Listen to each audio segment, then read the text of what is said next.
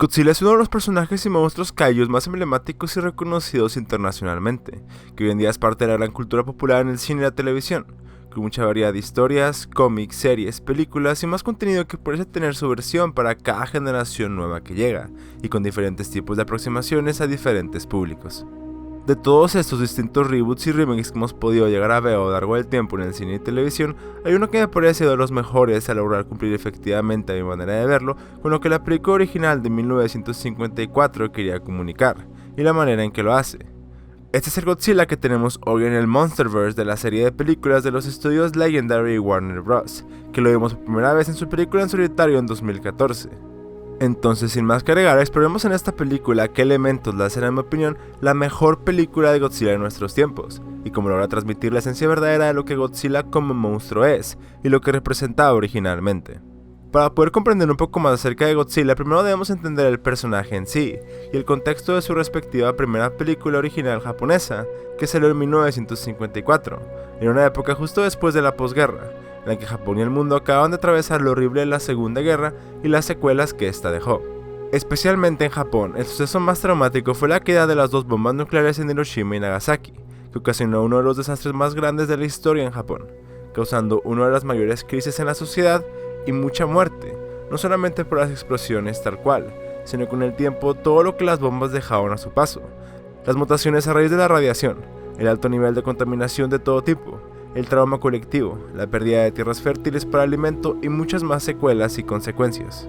Con esto no es coincidencia que una película como Godzilla fuera producida y estrenada solamente 9 años después de estos sucesos. Esta primera película trata de una manera muy directa las secuelas horribles de las destrucciones masivas y del poder que contienen.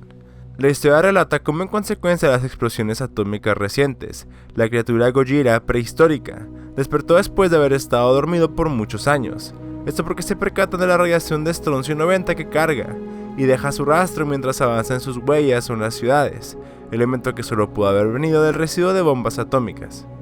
Con el avance de esta película conocemos al Dr. Serizawa, que logra desarrollar una arma destructiva lo suficientemente poderosa para terminar con Godzilla, llamada Oxygen Destroyer, pero que al mismo tiempo que podría funcionar y detenerlo fácilmente, los militares y políticos del mundo no tardarían en querer tener semejante poder en sus manos y reutilizarlo, por lo que Serizawa se rehúsa fuertemente para finalmente ceder ante la difícil situación, de esta manera pudiendo derrotar a Godzilla, pero sacrificándose a sí mismo al cortar su cuerda, esto con el fin que todo el conocimiento de cómo crear esta destructiva arma pueda morir con él y no vuelva a replicarse.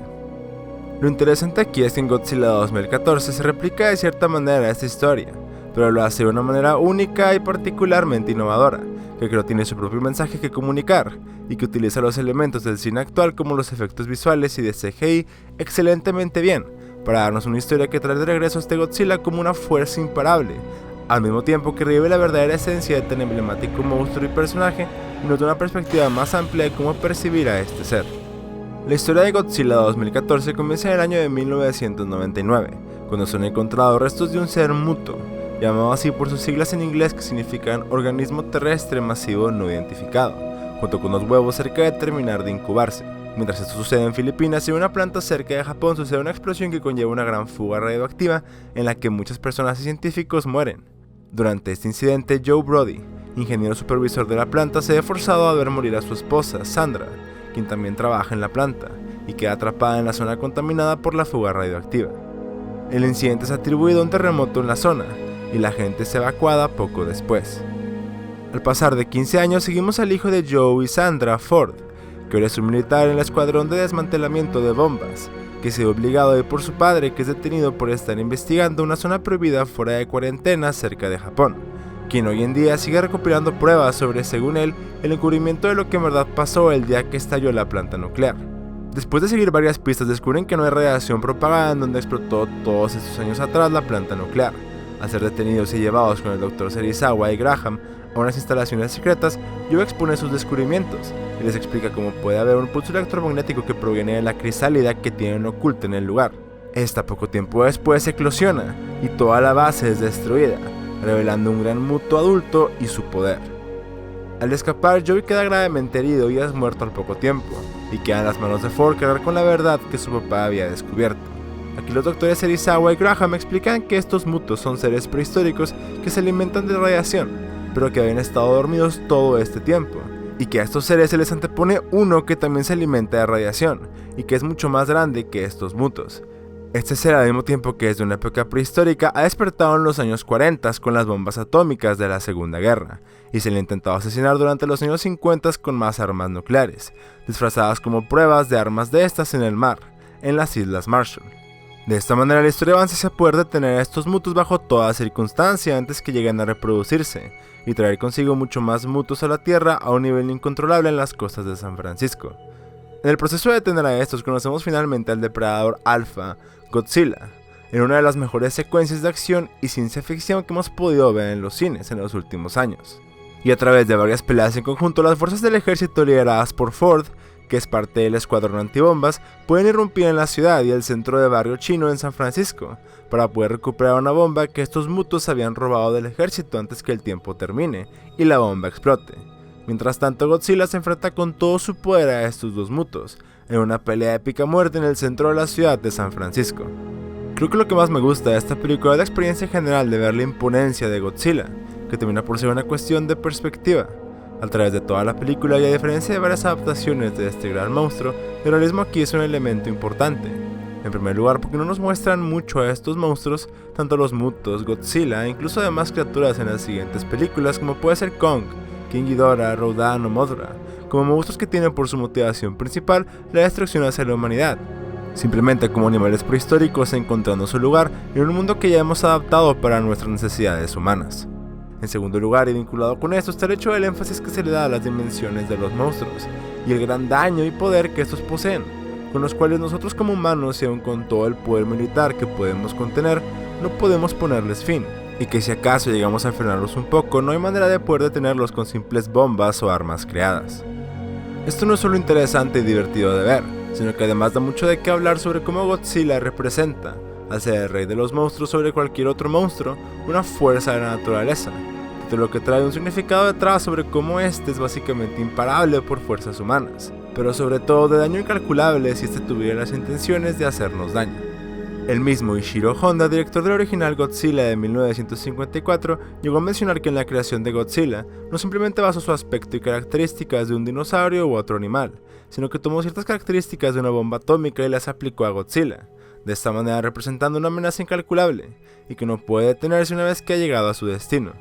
Esto parece ser una visión bastante horrífica si lo pensamos un poco, e incluso un poco Lovecraftiana, ya que posee esos aspectos de indiferencia hacia el poder del ser humano, y lo que en verdad podemos hacer para generar un cambio en nuestro entorno, si es que este monstruo decide atacarnos.